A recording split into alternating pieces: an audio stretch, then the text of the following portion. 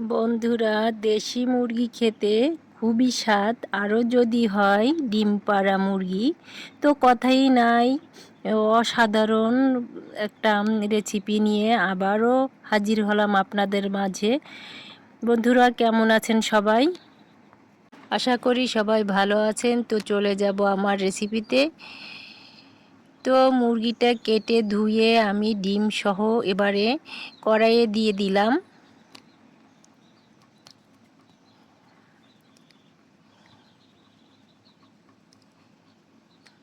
দিয়ে দিলাম তেজপাতা, পেঁয়াজ কুচি,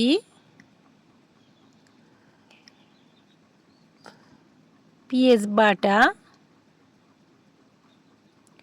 রসুন বাটা, আদা বাটা,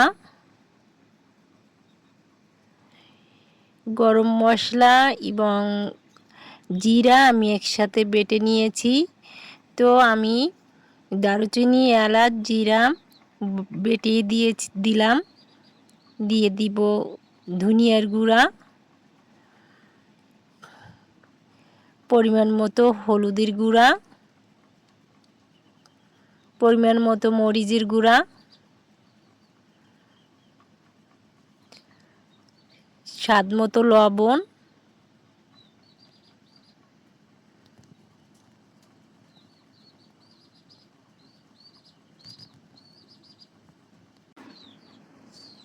ও সয়াবিন তেল দিয়ে আমি মশলাটা খুন্তির সাহায্যে মেখে নিব।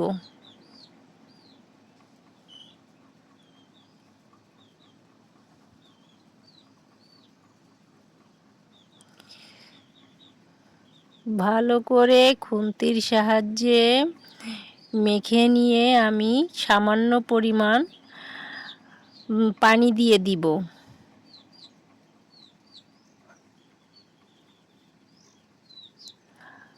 বন্ধুরা, আমার ভিডিওটা যদি আপনাদের ভালো লেগে থাকে তাহলে অবশ্যই লাইক, কমেন্টস ও শেয়ার করে দিবেন।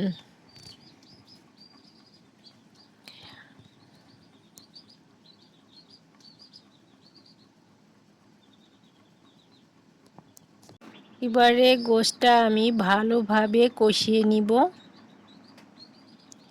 যত ভালো কষানো হবে ততই কিন্তু টেস্টি। তো সময় নিয়ে কষিয়ে নিতে হবে। বন্ধুরা, যারা আমার ভিডিও দেখেন, লাইক দেন, কমেন্ট করেন, তাদের অসংখ্য ধন্যবাদ এবং ভালোবাসা রইল। আশা করি আমিও আপনাদের পাশেই থাকবো ইনশাল্লাহ।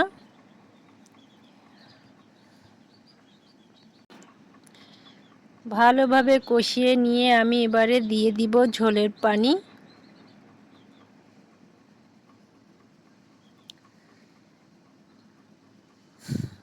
ঝোলের পানি দিয়ে নেড়েচেড়ে এবারে আমি রান্না করে নিব। তো বন্ধুরা, এই বৃষ্টির দিনে আসলে গ্রামের বাড়িতে অনেক কষ্ট, কাদা পানি, কি বলবো। তো ভিডিও বানাতে খুবই ইচ্ছা করলেও করতে পারি না, ঘর থেকে বেরোতে ইচ্ছা হয় না। কিন্তু আপনাদের মাঝে না আসলে ভালো লাগে না, তাই এই রেসিপিটা আবারও করে নিলাম। তো জিরা বাটা দিয়ে আমি এবারে রান্নাটা শেষ করব। তো হয়ে গেল আমার দেশি মুরগি রান্না। আল্লাহ হাফেজ।